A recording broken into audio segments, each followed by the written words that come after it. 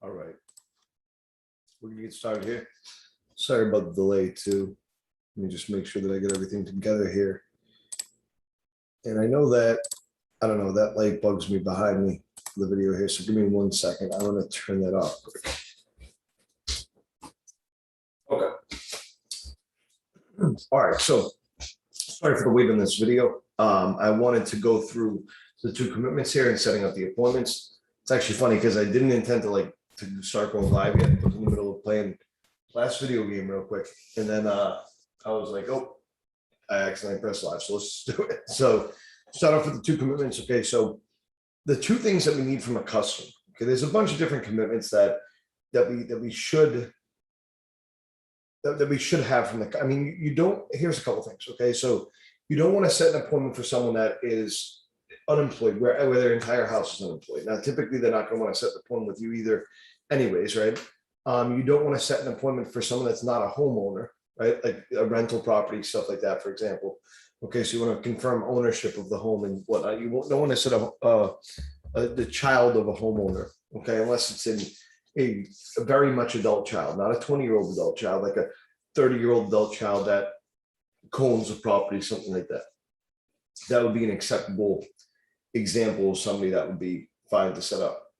But it's not typical. It's not typical to see that, but it does happen. Okay, so to go through this, so where we left off here. Now, okay, let me explain this to you too. So we have our iPad in our hands. Okay, so we say, I have your last name as Jones. What's your first? All right, the customer is going to say their name. They might give you some objections and whatnot, but again, that's something that we go over at a different time. Okay, so you have your iPad. I have your last name as Jones. What's your first? Okay, great. I have your address as 123 Main Street. What's your phone number? And your cell. Okay, what's your email address? Now your iPad will make you wait to go to the next page until after you ask for the spouse, okay, or the second party or whatever. Okay, now there might not be a second party. I want to make this clear because I've been asked this more than once, and I've had a problem coming with it more than once.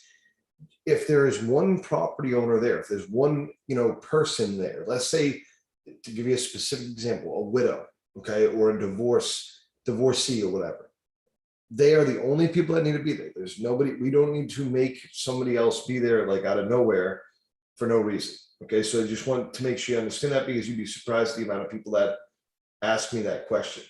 Okay, so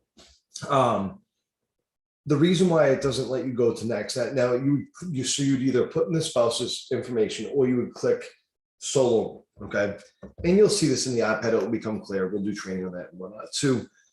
It's relatively easy when you get out there. I always have trouble with the iPads because I'm technology illiterate, but typically people pick it up pretty quickly once they start working on it. Okay, so you go to get the spouse's information, so it works perfect. So you're on page 1 of the iPad gathering the information, okay, and then it says, oh, okay, cool, I need to confirm the second property. Then you go to the 2 commitments. Okay, so Mr. Jones, to do this for you, all we need are 2 things. First, we need you to set aside at least 90 minutes, whether we need it or not. Fair enough. Okay, and second, when we visit to discuss the project, we need to meet with all the owners of the property, including you, a spouse or family member, or a significant other. So who would that be? Okay, great, and what's their name? All right, so to back up a little bit. So the key important parts, I mean, the whole thing's important, but the key important parts in the whole 90 minutes thing that people miss sometimes. A, make sure that you put the at least before the 90 minutes. A lot of these appointments will take 2.5 hours.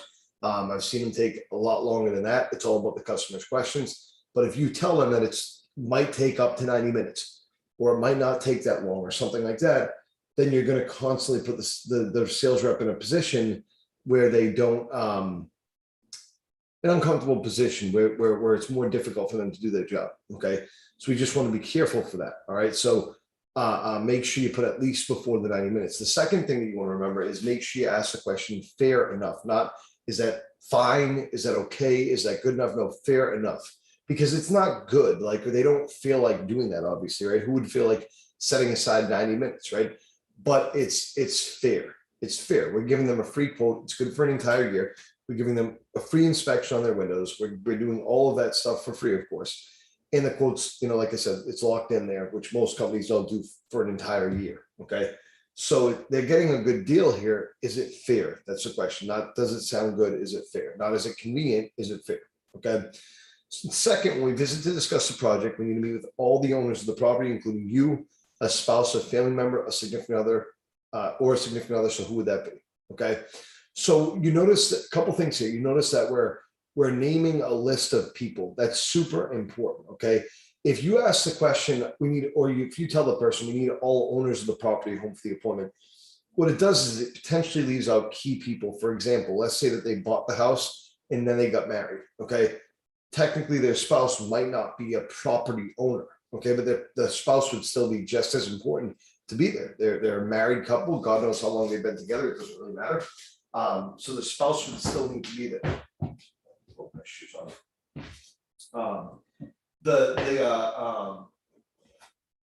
Yes, the spouse will need to be there in that situation. So that's why it's important to make sure you put that there. All owners of the property, including you as spouse or family members. Now, a lot of people ask me the question, what if I say decision maker? The problem is that's completely up to opinion, right? I mean, who's a decision maker, right? That's not defined in any real way. Okay. So that's why that's important. When you name this list of people and you say a spouse or family member, significant other, it signifies then that you not only need all the property owners there, but you need all of these people. Okay. Now it doesn't mean like all family members. It doesn't mean if they have an 18-year-old kid, they need to be there. Okay. And they know this, the customer knows this. You don't have to define this for them. When you say this, they know what you mean. They know who's going to be important. Okay. They're going to name the people. All right. And I just want you to think logically. If I'm at your house and I say, so listen, second, when we visit to discuss the project, we just need to meet with all the owners of the property. That would include you, a spouse, a family member, or significant other. So who would that be? You're not going to go, does my 8-year-old have to be here? She was planning to have a sleepover or something like that. Like you're going to know that, okay, as a homeowner. So that's not going to happen. The biggest thing is that if you don't define this list, again, you're going to leave people out. Okay. So what does this list mean? Well, spouse obviously means married couple. Okay. Family member would not be like, their cousin, their homeless cousin that's living on the couch. Okay. Family member would mean like if a parent left the house to 2 siblings. If the sibling lives out of state, by the way, or something like that, and they can't be there, then fine. I mean, that's the one situation in which like we just need their information and just to, because you can't make changes to the home without letting all the property owners know. What if the person gets angry or upset because those aren't the changes they want, right? That's why it's so important. And this is going to be a non-starter for us if they can't have those people there. And the reason why is, side note, the reason why is because we're the only company out there that's doing this entire service. The quote's good for an entire year. We're giving these deep discounts. We can work with these different banks to help them out and stuff like that. You kill the ability for it to sell, for the opponent to sell, when you don't have one of those 2 decision makers there. The second party will always become the excuse. So always become the reason why this person can't do the windows. Okay. So family member again would be like that. Maybe it's an elderly person, for example, that needs their child there, like an elderly person with dementia, or maybe it's like, let's say a younger guy who's 25 years old who bought a house, but his sick mother pays the bills or something like that. Those are the situations that are rare, but where they would need to be. Okay. And significant other means live-in boyfriend or girlfriend. And look, couple things. Number one, if they make the person important, then the person is important, right? So if they've been dating a girl or guy for 3 days and they moved in together, or they didn't, when they say, oh yeah, my girlfriend, then that's on them. That's silly. But that person would need to be there then. Why would they say that? Okay. Again, think logically. Think back to your, when you were 16 years old and you were dating a girl. If I asked you this question, if you happen to be a property owner and you started dating some girl 3 days ago, then you wouldn't include that person. Okay. Right. So it's as long as you think logically about this, it makes sense. Okay. But who would that be? Well, that would be pretty much any person that they're dating that they bring up. Okay. Typically it's going to be a live-in person, but if they met in a gas station and moved in 3 weeks later with each other, not typical, but then they both need to be there. Right. So I know it's kind of weird, but it's got to be a non-starter for you. And again, typically what's it going to be? It's going to be a married couple typically. Okay. Married couple is the typical average net custom that we set up. it's kind of late here. That being said, okay, weird situations happen, right? All right, and make sure you get that person's name. Then it says to gather additional information. What this means is that you'll click next, it will go to the next page, okay, in the iPad. And that's going to be when age of the windows, the material of the windows, the window type, the problems with the windows, okay? There's going to be a spot that you want to define the problems in it, like a comment section, okay? Doors as well, patio doors, entry doors, all that kind of stuff is on that page as well. Here's something to remember, write down. You want to make sure that your notes are exact. So what that means is like every sales rep is going to see on the notes, like there's just buttons that you can click, drafts, hard to open and close, not energy efficient. It's become to mean nothing because it's so dry. It doesn't describe anything. Okay, it doesn't describe the area which this is happening in. It doesn't describe how the problems are interacting. Is that in the corner edge of the windows? Is it in the sill of the windows? Is it in the bottom windows? Is it the top windows, back windows, so on and so forth? So what you want to do is in the comment section, okay, expand upon this, right? So you'll click the buttons. Yeah, sure, they're drafty, they're hard to open and close, whatever. But if you've, in some conversations, they're not specific. The customer's just very short. They're like, yep, okay, fine. Yep, sounds good. That's fine. Okay, those things happen. But for the most part, you're going to have this great in-depth conversation with the customer. Don't cheapen that. Type that in the notes. You know, had big dog. Dog slobbers on windows all the time. Okay, that's not that concern, but windows also drafty, whatever, right? I mean, just whatever's going to be helpful for the rep getting out there. You know, military veteran. Okay. Concerned about upstairs window in daughter's room, lots of drafts, hard to open and close. Okay, something like that. All right, so just do the best you can with that. We'll go over that as we go. Now on the last page of your iPad, it's going to say, I've just checked off box 1, which mentions at least 90 minutes for both you and Mrs. Jones. In renewal by Anderson, is everything by the book. With the telemarketing laws being so strict today, we do ask for your verbal permission to call you about this appointment. Is that okay? Now, just to explain that, on the last page, we'll have these 2 boxes, okay? We used to have them sign for consent to call, but because of COVID, we don't want to hand people iPads all day. So we're just checking this box 1, which we've always done. And I always show it to them. And then with box 2, we're telling them that, and then we're just kind of checking it off, right? Okay, so with the little squiggly line or whatever, okay? That's typically the way that we're handling that, okay? Now, when it comes to setting the appointment, this is an important part. You want to get for as soon as available, because here's a problem with setting up these appointments far out. The cancellation rate gets astronomical as you go. And it's not because the customer doesn't want the appointment. It's because everything that comes up will become more important than checking the windows out, right? So the simple formula here is, you know, look, we're going to be in area as early as tomorrow. Make sure you go right for tomorrow. And we have a 10 a.m. or 2 p.m. available. What will work best for you? Okay. The other way to do this is, so we're going to be in the area as early as tomorrow. What time do you typically get out of work? Right. So those would be 2 ways to do it. Now, let's say that they deflect away from tomorrow or they deflect away from the time. Typically, they might say that, well, that doesn't work for me. Okay. Okay, well, we do have 6 or 6:30, which would work best. And if they say neither, go to the next day. Okay. Now, it says right here, there's some notes. If that doesn't work, then walk down the calendar. The customer will usually try to give you some indication of what will work for them weekends next week. Don't bend to that right away. So if they say, you know, and I see way too many people doing this, and we have a workaround that we're going to start doing again that we used to do that will definitely make this easier. But in the short term, while we're still doing this, we want to make sure you have this down. You don't, way too many people just go, okay, sure, next week sounds good.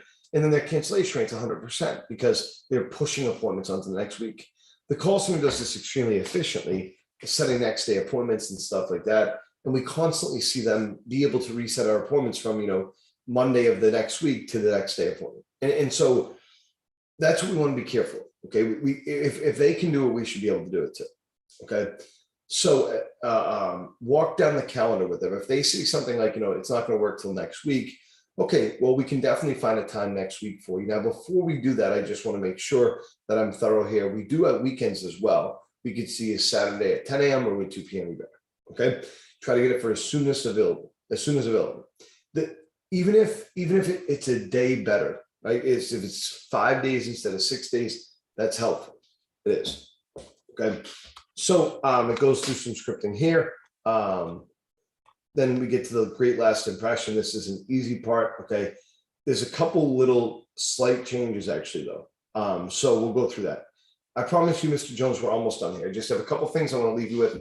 I'll leave them at your door after we're done here. Now the customer can accept the stuff. Okay, we don't need to leave it at the door. We can hand it to them. It's whatever they want. Okay, because of COVID, we don't want to force this from our hands into theirs. So we can say something like, look, I'm going to hand you a couple of things. Are you comfortable with me handing it to you? Or would you like me to leave it at your door? Okay, I'm going to hand you something, but I don't want to make you uncomfortable. Would you like me to leave this at your door? Okay, you could say something like that. Now, here's what changes. Okay, this first thing is this first. Here's our promotional card. This details our current promotions and financing options.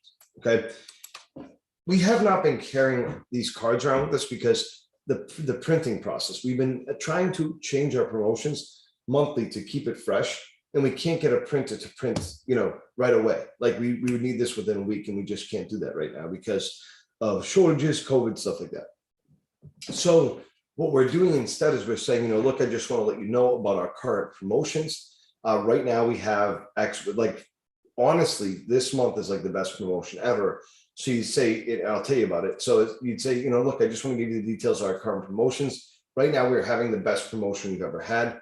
It's 25% off any windows and no money down, no interest, no payments, 12 full months. It's a fantastic promotion. That being said, I also have a special gift here for you. And this is great because we haven't done this before. I have a $500 gift card for you. And you've been so kind to me today. I just want you to know that I appreciate you. I've appreciated the time that you've given me. So if you ever decide to make a purchase down the line, at least you have this available to you. Okay. Now it says if you've used the gift card as a rebuttal, like if you've talked about that previous to set the appointment, then you'll just say, Mr. Jones, this is a $500 gift card we spoke about earlier. And then it's the same. I want you to know that I appreciate the time you've given me. So if you ever make a purchase, so and so. Okay. To explain that too, it is a relatively new thing. Last year, we started using this gift card during these events that we were doing. And that's the first time we ever did it. And we realized like this is much, much better than like a coupon because the value is just different to a customer. It hits different. It feels different. Okay. Now, before I go, do you have any other questions? Okay, great. Is there anything else I can help you with? Thank you for sharing your home with me. Have a great day. Now, what you'll see down here too, I just want to point this out real quick before we go back over this, is the setting time example. It's just another example of how you'd set the time. So, okay, Mr. Jones, we're going to be in your area as early as tomorrow. We do have a 10 a.m. or 2 p.m. available. What works best for you? Neither. We don't have a lot of time. Our kids have sports and dance. It's hard to get us there. Understandable. Well, we do evenings as well. Would 6 p.m. tomorrow or Friday work best? No, it has to be a weekend or maybe even next week. Now, we do have off work a couple of days next week. Now, because the person is deflecting to next week, okay, and I've already pushed a couple of days, I'm going to go to that weekend, right? I would rather hit the weekend. I'd rather hit a Saturday where they have less going on, where they're saying they do, than go into the following week where God knows what can happen. They might have off for a certain reason or whatever. They might realize that they don't have as much time as they thought. If the weekend's closer, I'm going for the weekend. So I'd say, no problem, Mr. Jones. Saturday, we have a 10 a.m. and 2 p.m. What will work better, okay? Now, the part that I want to help you with here, you got all the exercises down that we did before. So quite frankly, I'm exhausted. It's after midnight right now, but I want to make sure I made this because I'm already late on it. I get that. So we're gonna back up a little bit. And the main part that I want to help you with is this part here. Okay, is right here, the 2 commitments going into the setting of the appointment. Okay, the setting of the appointment, it's tough to script because you might have already had a conversation with the customer leading up to that would lead this part to change a little bit. So what we'll do is we'll go through, and I'm gonna go through the 2 commitments in box 1 and 2 like a few times, and I want you to follow along with me. Okay. Now I also want you to use this as your rewind on your different exercises to memorize. Okay. So Mr. Jones, to do this for you, all we need are 2 things. First, we need you to set aside at least 90 minutes, whether we need it or not. Fair enough. Okay, great. And second, when we visit to discuss the project, we need to meet with all the owners of the property. That include you, a spouse, a family member, or significant other. So who would that be? Okay, great. And what's their name? All right, great. I've just checked off box number 1, which mentions at least 90 minutes for both you and Mr. Jones. Mrs. Jones, Renewal by Anderson does everything by the book. With the telemarketing laws being so strict today, we do need your verbal permission to contact you. Is that okay? Okay, so that'd be that. All right, that'd be that for that first book. Okay. Let's do that again one more time. Okay. And there was one thing I wanted to bring up. Let's see. Oh yeah. One thing that that always helps me with box 1 and 2 is I verbally say box 2 out loud just to sort of remind myself of where I'm at. So I say in box 2, okay, when I'm practicing. So Mr. Jones, to do this for you, all we need are 2 things. First, we need you to set aside at least 90 minutes, whether we need it or not. Fair enough. Okay, great. And second, when we visit to discuss the project, we need to meet with all the owners of the property. That would include you, spouse, or family member, or significant other. So who would that be? Okay, great. And what's their name? Now, I've just checked out box 1, which mentions at least 90 minutes for you and Mrs. Jones.